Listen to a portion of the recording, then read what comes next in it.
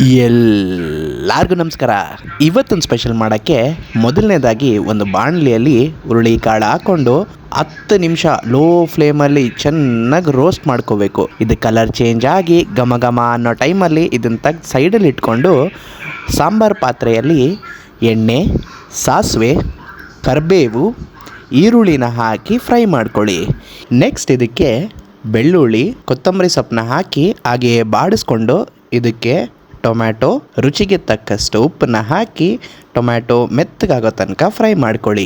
ಇದಾದಮೇಲೆ ಮನೇಲಿ ಮಾಡಿರೋವಂಥ ಖಾರ ಪುಡಿ ಅಂದರೆ ಸಾಂಬಾರು ಪುಡಿನ ಸೇರಿಸಿ ಮಿಕ್ಸ್ ಮಾಡಿ ಬೇಕಾಗಿರೋಷ್ಟು ನೀರು ಹಾಕಿ ಒಂದು ಕುದಿ ಬಂದಾಗ ನಾವು ಹುರಿದಿಟ್ಕೊಂಡಿರೋಂಥ ಹುರುಳಿಕಾಳನ್ನ ಒಂದು ಸರಿ ವಾಶ್ ಮಾಡಿ ಇದಕ್ಕೆ ಹಾಕಿ ಕಾಳು ಬೇಯೋ ತನಕ ಬೇಯಿಸ್ಕೊಳ್ಳೋದು. ಬೆಂದ ಮೇಲೆ ಸ್ವಲ್ಪ ಹುಳಿ ಹಾಕಿ ಒಂದು ಕುದಿಗೆ ಆಫ್ ಮಾಡಿದ್ರೆ ಹುರುಳಿಕಾರ ಮಜಾನೇ ಬೇರೆ.